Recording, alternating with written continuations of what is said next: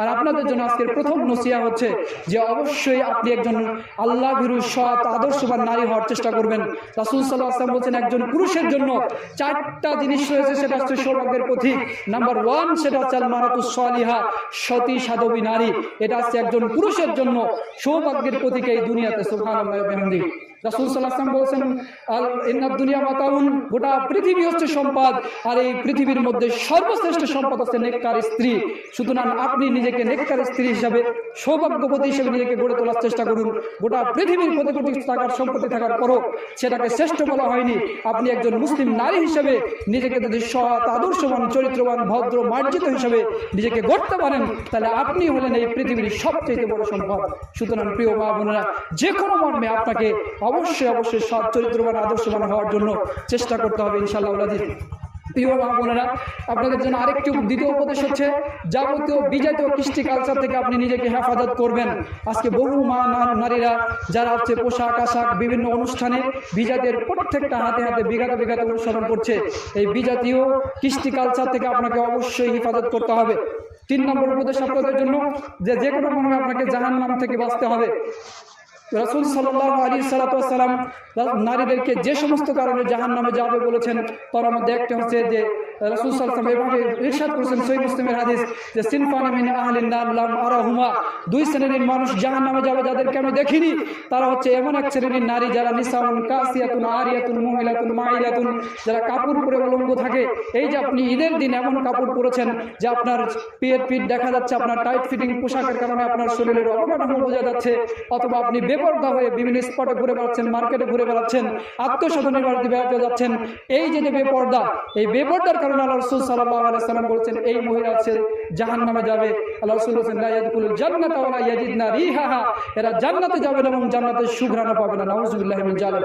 সম্মানিত মা বোনেরা, যে কোনো মর্মে আপনাকে অবশ্যই এই জাহান্নামী নারীর যে স্বভাব চরিত্রটা থেকে আপনাকে হেফাজত করতে হবে।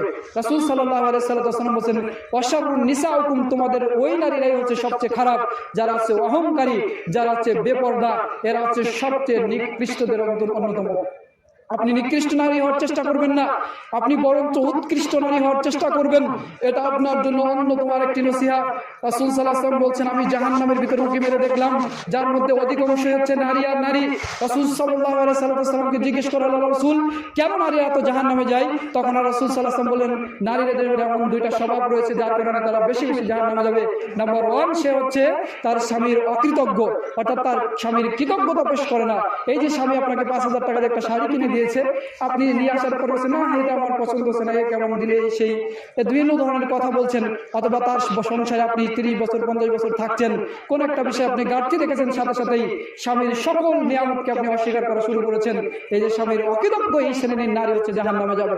সুতরাং আপনার স্বামীর প্রতি আপনার আনুগত্যশীল থাকতে হবে, যা আপনাকে জান্নাতে নিবে। রাসূল সাল্লাল্লাহু আলাইহি ওয়াসাল্লাম বলেছেন 2 শ্রেণীর মানুষের ইবাদত তার মাথাকে অতিক্রম করে না। তার মধ্যে এক শ্রেণীর ওই শ্রেণীর নারী যারা এরকম যে তার স্বামীকে অসন্তুষ্টি রাখে, ওই শ্রেণীর নারীর ইবাদত তার মাথাকে অতিক্রম করে না, অর্থাৎ তার ইবাদত কবুল হয় না। সম্মানিত মা বোনেরা, স্বামীর বৈধ নির্দেশ যে কোনো মর্মে আপনাকে মেনে চলতে হবে, এটা আপনার জন্য অন্যতম একটি বিষয়। এই নসিহত অবশ্যই আপনি মানার চেষ্টা করবেন। অর্থাৎ একজন নারী যখন 4টা কাজ করবে তখন সে জান্নাতের যে কোনো দরজা দিয়ে প্রবেশ করতে পারবে। নাম্বার 1 যেটা রাসূল সাল্লাল্লাহু আলাইহি ওয়াসাল্লাম বলছেন যে 5 ওয়াক্ত সালাত আদায় করা। সুতরাং আমাদের মা বোন যারা এখানে উপস্থিত আছেন, সাংসারিক কাজের জন্য আপনার জীবন ব্যয় না হয়ে যায়। আল্লাহর ইবাদতে আপনি সময় বের করে 5 ওয়াক্ত সালাত আপনি অবশ্যই গুরুত্ব দিয়ে আদায় করবেন, এটা আপনার নৈতিক দায়িত্ব। 5 ওয়াক্ত সালাত আপনাকে কাজের ফাঁকে আদায় করে নিতে হবে। এই বিষয়টা যেন আপনার মাথায় থাকে। এটা যদি আপনি করেন, জান্নাতের যে কোনো দরজা দিয়ে আপনি জান্নাতে প্রবেশ করতে পারবেন ইনশাআল্লাহ। প্রিয় মা বোন, দ্বিতীয় যে বিষয়টা আল্লাহ রাসূল বলেছেন ওয়াসামাত শাহরাহা, রমজান মাসে সিয়াম পালন করা, যা অনেক মা বোনেরা এই মাসে সিয়াম পালন করেছেন। সুতরাং আপনাদের জন্য আজকে সুসংবাদ, ইসলাম আপনাদের সম্মান দিয়েছে, ইসলাম আপনাদের মর্যাদা দিয়েছে, ইসলাম আপনাদেরকে গুরুত্ব দিয়েছে। সুতরাং ইসলামের প্রত্যেকটা বিধান খুবই গুরুত্বপূর্ণ। 3 নম্বর যেটা বলা রাসূল বলছেন যে ওয়াতাআত বালাহা, স্বামীর আনুগত্য করা। আপনি যদি স্বামীর আনুগত্য করেন তাহলে আপনি জান্নাতের যে কোনো দরজাতে প্রবেশ করতে পারবেন।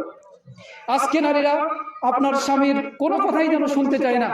স্বামী হক কথা বললো, ভালো কথা বললো, সে তার অবাধ্যচরণ করে, এটা যেন তার স্বভাবে পরিণত হয়েছে। শুনুন, রাসূল সাল্লাল্লাহু আলাইহি ওয়াসাল্লাম বলেছেন, আমি যদি কাউকে সিজদা দেওয়ার নির্দেশ দিতাম তাহলে নারীদেরকে বলতাম তারা যেন তাদের স্বামীদেরকে সিজদা দেয়, কিন্তু মানুষদেরকে তো সিজদা দেওয়া যায় না, এই জন্য আমি এই নির্দেশ দেইনি। তার মানে এই হাদিসের মাধ্যমে গুরুত্ব বোঝানো হয়েছে একজন নারীকে অবশ্যই তার স্বামীর আনুগত্য করার বিষয়টা খেয়াল রাখতে হবে। এটা শুধু আপনার নারীদের কর্তব্য তা নয়, একজন স্বামী হিসাবে আপনারও তো নৈতিক দায়িত্ব রয়েছে। স্ত্রীর কোন জিনিস প্রয়োজন, তার কোন দিকটা দেখা প্রয়োজন, এগুলো ইসলাম অনেক বেশি গুরুত্ব দিয়েছে। সুতরাং নারীর যেমন দায়িত্ব আছে, স্বামীরও তেমন দায়িত্ব আছে, এ বিষয়টা আমরা বোঝার চেষ্টা করব। সর্বশেষ 4 নম্বর যে উপদেশ আল্লাহ রাসূল সাল্লাল্লাহু আলাইহি ওয়াসাল্লাম বলেছেন যে স্বামীর আনুগত্য করা এবং লজ্জাস্থানের হেফাজত করা।